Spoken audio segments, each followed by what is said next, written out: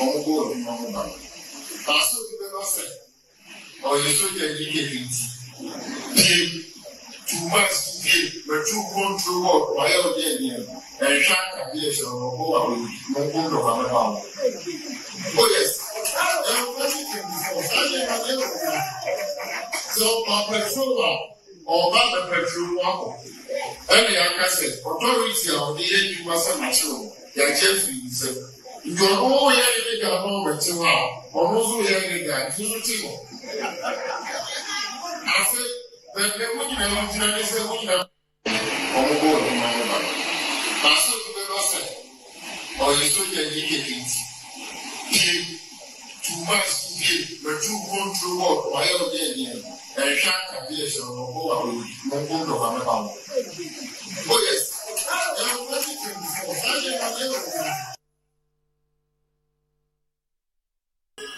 It's a person first and foremost, meaning I'm not to say. We are not convinced. Rather, we want to support you tonight. Sisi Ayekasi, offer Operation Vanguard, Operation Hot, Operation galamsey. Japan is seizing the stop war. The stop war. Stop war.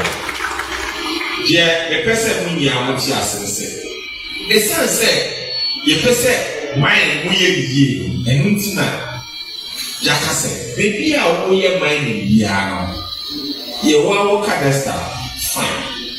No, I letter to show. No, they are MC. I a friend of they will committee from district mining committee. Okay, Kwesi.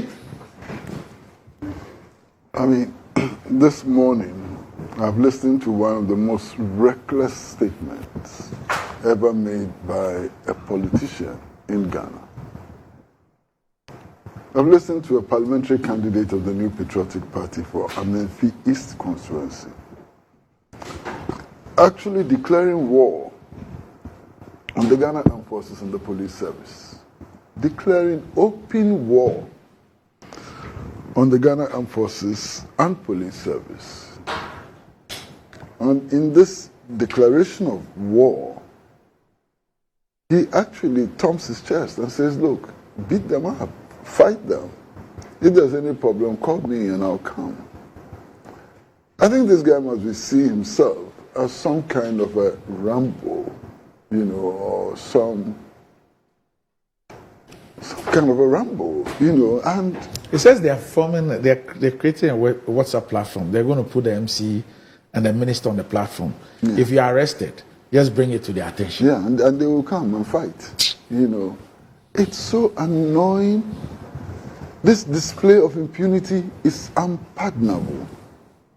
And the worst part of it is that he's making these statements in the presence of a regional minister who also partially confirms the statements that he's making. I mean, where lawlessness springs from the center of government, it's worse than any form of lawlessness, and I'm really shocked at this. Now, my shock is also deepened by the fact that in spite of this, the Ghana Armed Forces writes a love letter in which it creates the impression that members of the general public are those who are threatening to beat soldiers and policemen. There's a name. Ernest Frimpong, parliamentary candidate of the New Patriotic Party in the Amenfi East constituency. He is not the general public. The regional minister is not the general public. Look, if some armed robbers had attacked a soldier, somewhere in Ashama and killed him and so on, you will see the reaction of the Ghana Armed Forces. They will cordon off the whole area. They will arrest innocent people, beat them up, let them bath in stinking water, let them drink water from the gutter and so on. That they do quickly, because perhaps that does not affect them in any way. But when a parliamentary candidate makes such statements, Look at the statement the Ghana Armed Forces issued. I am horrified by it. Now, it's instructive that both the regional minister and also the parliamentary candidate confirm that government has actually stopped all the operations against illegal mining.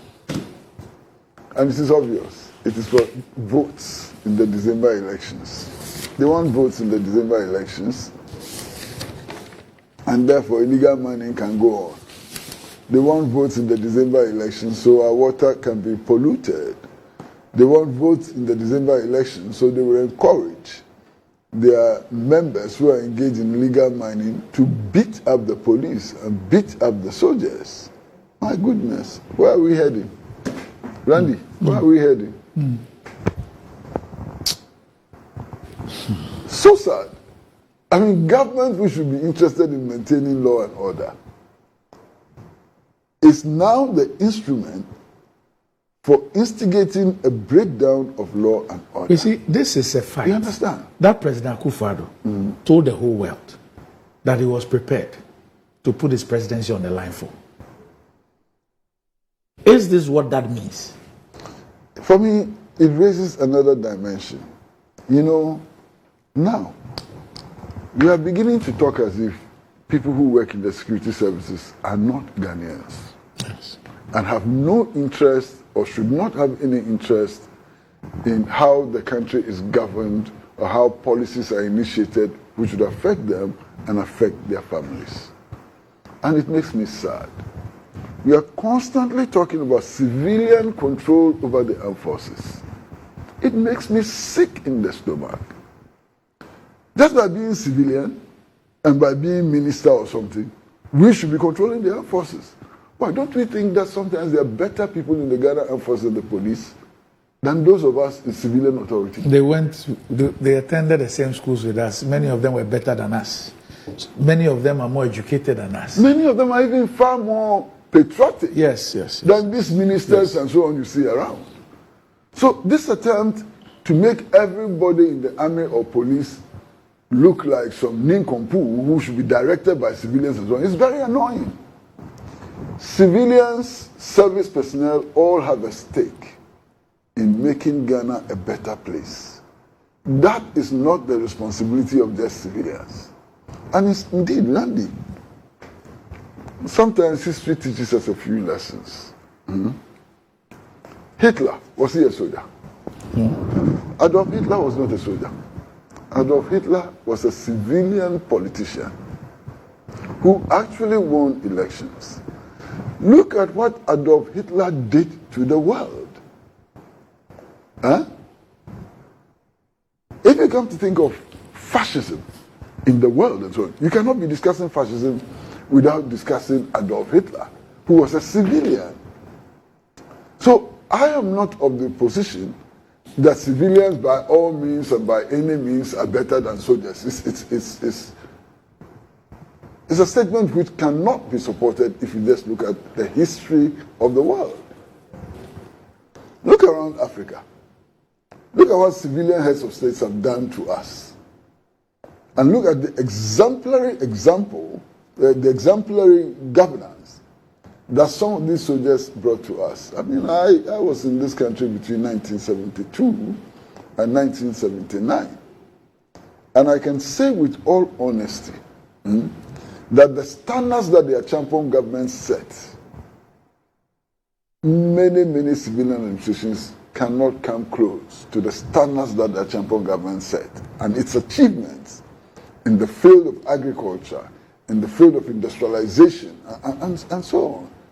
So this holier than thou attitude, everything civilian is better than everything, military and so on, we should stop it.